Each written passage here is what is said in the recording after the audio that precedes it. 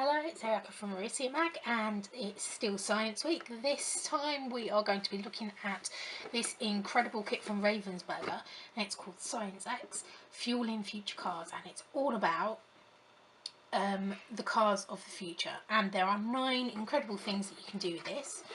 What I will do is show you quickly what you get in the kit. Okay, so you get your instruction book which has got everything in it, all of your activities, and it's got a lot more information besides. And this is what you actually get in the kit itself. So you have all the little bits and pieces that you need to put your car together. This is your car. And then you have all the components and everything included to create circuits and find out how the cars of the future are actually going to work, including this tiny little screwdriver. Okay, so what we're going to do is have a look at the first experiment in the kit, and that is this one, a simple motor circuit. So what we're going to do is basically make this circuit and see how it works. There's lots of besides the simple motor circuit, which obviously I think we should work through this from start to finish because it's going to explain everything for you. These are the other fantastic bits and bobs that you get in. Aside from the simple motor circuit that we're going to make, these are the other activities that you can do. Powering an LED with solar energy, a simple electric motor, electric car with battery, driving fun with a supercapacitor, the solar charging station, generating electrical energy from braking, and the intelligent electric circuit. Okay, so the one that I'm going to do is a simple motor circuit, and we have all of our instructions in our brilliant instruction manual, and it tells us all of the bits that we need. So we need the battery compartment, which we have there. We need the large screw terminal, and all of these can be reused throughout the different experiments. The switch, which is there, and the motor with gear wheel there. Obviously we're going to need the little screwdriver and also a battery, which I have there. And what we need to do is to put together the circuit given by the diagram here, and we put the components together in the right order and make sure the circuit's closed, and then test the circuit. When we flip the switch, the motor should start running.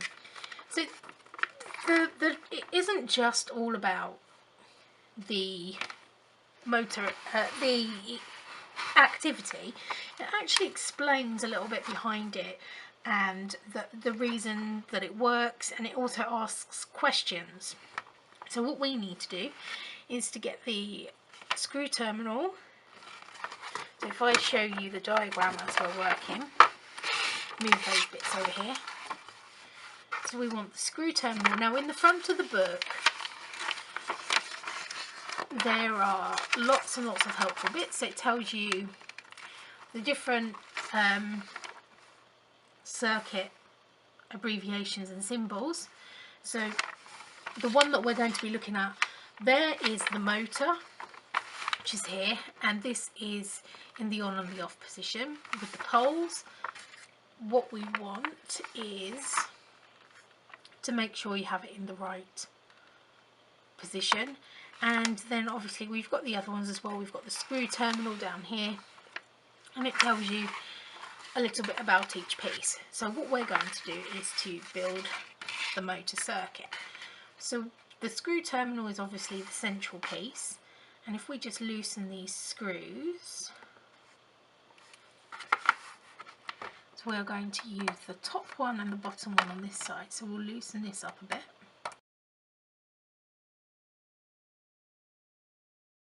First of all, what we need to do is to have the motor have the blue wire at the top around the red wire at the bottom. So if we start, just poke the wire through there. Let's move this diagram so it's over here. You'll still be able to see it there. Okay, so if we pop the blue wire through the top and hold up there, and you want to make sure that the metal is what's connected. The metal is what the screw is tightening on. So it's always to the right with screws. If I remember correctly, there's a little poem you can use. Is it a poem? Is that what you'd call it? A poem? You wouldn't call it a poem, would you? But anyway, it's righty-tighty, lefty-loosey, which is a good way to help kids remember which way to turn a screw. Now this is a little bit fiddly, so they're probably going to need a little bit of help from you, depending on how old they are. I'm a grown woman and I'm struggling.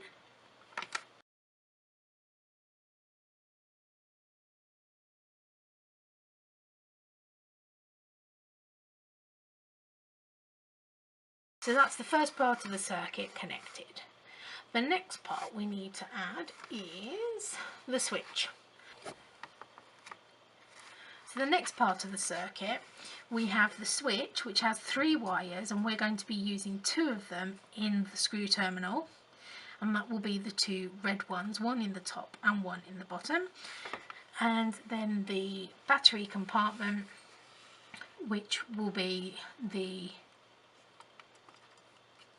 centre of the screw terminal for the red and the black one in the bottom.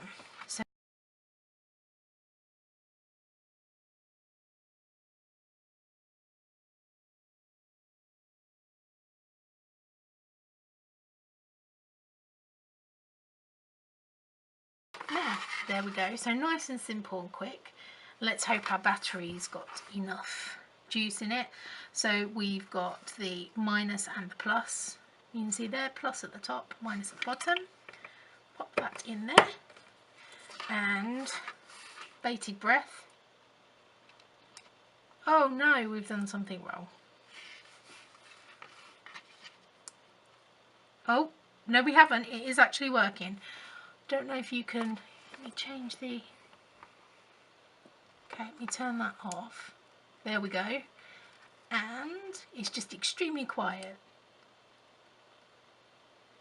There we go. Experiment number 1. All done. So that's creating a simple motor circuit. And that was really nice and easy. So this is going to be something they can do just on an afternoon.